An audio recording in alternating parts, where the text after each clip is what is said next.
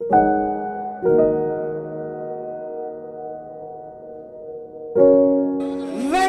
mars 2018, cheminots, fonctionnaires, travailleurs du privé, retraités, précaires, chômeurs, EHPAD, aide à domicile, hospitaliers.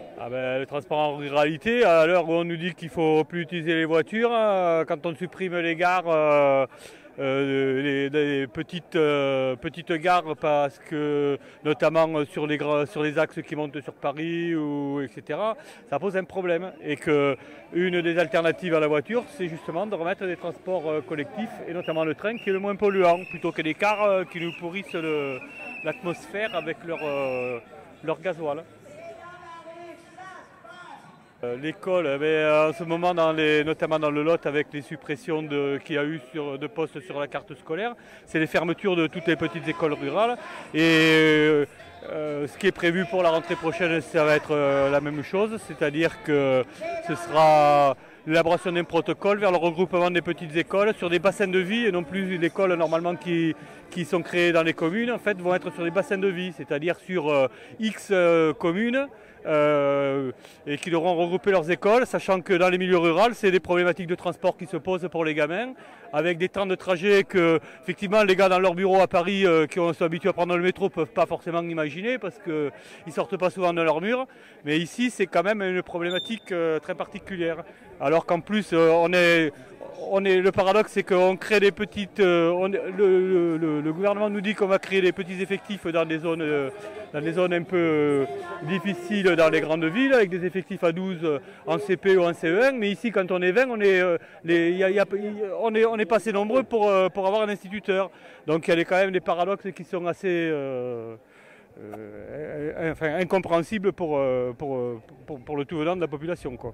J'ai bien peur que ça dure encore un certain temps, tant que la population ne s'emparera pas des problèmes et ne se battra pas pour avoir une école conformément à ce qui s'est toujours fait dans ce pays, c'est-à-dire que l'accès à l'éducation au plus près possible d'où habitent les gens. L'idée, c'est les économies d'une part. C'est quand même ce qu'on voit aussi, c'est qu'avec les fermetures des écoles, un certain nombre de gens mettent leurs enfants dans le privé, parce que derrière, quand même, il y a aussi cette notion quand même d'aller vers le privé. D'ailleurs, le gouvernement a supprimé les budgets à l'enseignement public pour les transférer sur l'enseignement privé. C'est un décret qui est passé comme ça en catimini en fin d'année dernière. Et puis en fait, on voit bien vers où on va, quoi. Alors c'est vrai que l'éducation nationale, c'est un gros poste budgétaire, et que ça va dans le cadre des économies budgétaires dont on nous rebat les oreilles en permanence, quoi. Comme si l'objet d'un pays, c'était que de faire des économies et pas de mettre des moyens au service d'une population. Ce sont des sujets éminemment politiques, notamment l'école. L'accès à l'éducation, quand même, si ce n'est pas un sujet dont tous les politiques devraient se préoccuper, il n'y a pas de sujet à se préoccuper. Les territoriaux, ils sont au quotidien pour notre bien-être dans nos villes, dans nos campagnes. Nous avons besoin de leur soutien tous les jours. Dans les administrations, 120 000 suppressions de postes. Ce sont aussi des territoriaux qui disparaissent dans nos EHPAD.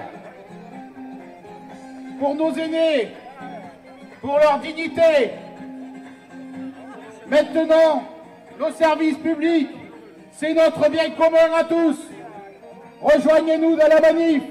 Nous sommes déjà plus de 1000 à Cahors, plus de 3000 à Montauban, plus de 2000 à Narbonne, plus de 6500 à Tarbes, plus de 400 à Millau, plus de 800 à Mende, plus de 1500 à Auch, 3500 à Marielle, 7000 à Perpignan, 2000 à Carcassonne, 8500 à Montpellier et 20 000 à Toulouse.